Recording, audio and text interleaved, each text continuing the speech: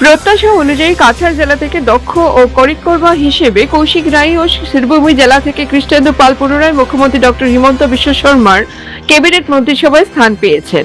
কৌশিক রায় ও কৃষ্ণেন্দু পাল মুখ্যমন্ত্রীর মন্ত্রিসভায় যে স্থান পাবেন তা CNN24 নিউজ চ্যানেল এর প্রতিবেদন প্রকাশ হয়েছিল, আর সে কথা আজ প্রমাণিত হলো।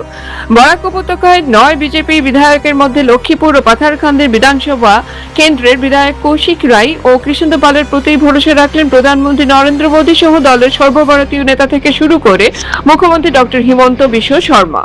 এ নিয়ে কৌশিক রায় ও কৃষ্ণেন্দু পাল দ্বিতীয়বারের মতো মন্ত্রী হলেন। বৃহস্পতিবার সন্ধ্যায় মুখ্যমন্ত্রী ডক্টর হিমন্ত বিশ্ব শর্মা সামাজিক মাধ্যমে 12 জন ক্যাবিনেট মন্ত্রীর তালিকা প্রকাশ করেন। তালিকা প্রকাশের পাশাপাশি শুক্রবার দুপুর 12:45 থেকে ক্যাবিনেট মন্ত্রিসভায় শপথ গ্রহণ হবে বলে জানিয়েছেন মুখ্যমন্ত্রী ডক্টর হিমন্ত বিশ্ব শর্মা।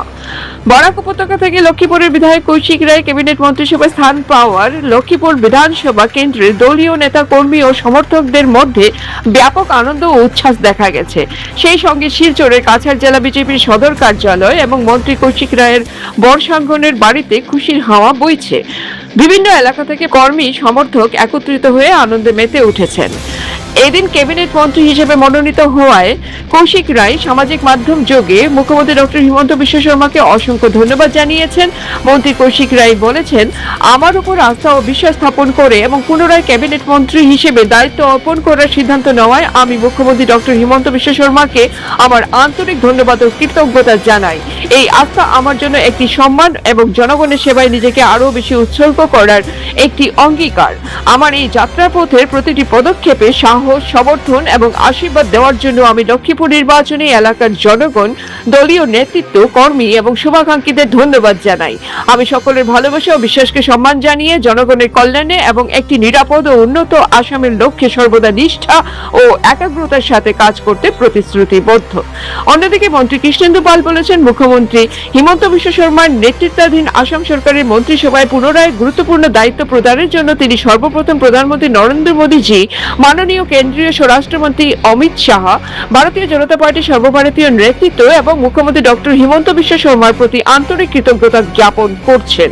তিনি বলেন, জনগণের আশীর্বাদ, ভালোবাসা এবং দলের আস্থার কারণেই তিনি আজ এই দায়িত্ব পালনের সুযোগ পেয়েছেন। এই আস্থার মর্যাদা রক্ষা করতে তিনি সর্বশক্তি দিয়ে কাজ করবেন এবং রাজ্যের উন্নয়ন ও জনকল্যাণে নিজেকে সম্পূর্ণভাবে উৎসর্গ করবেন।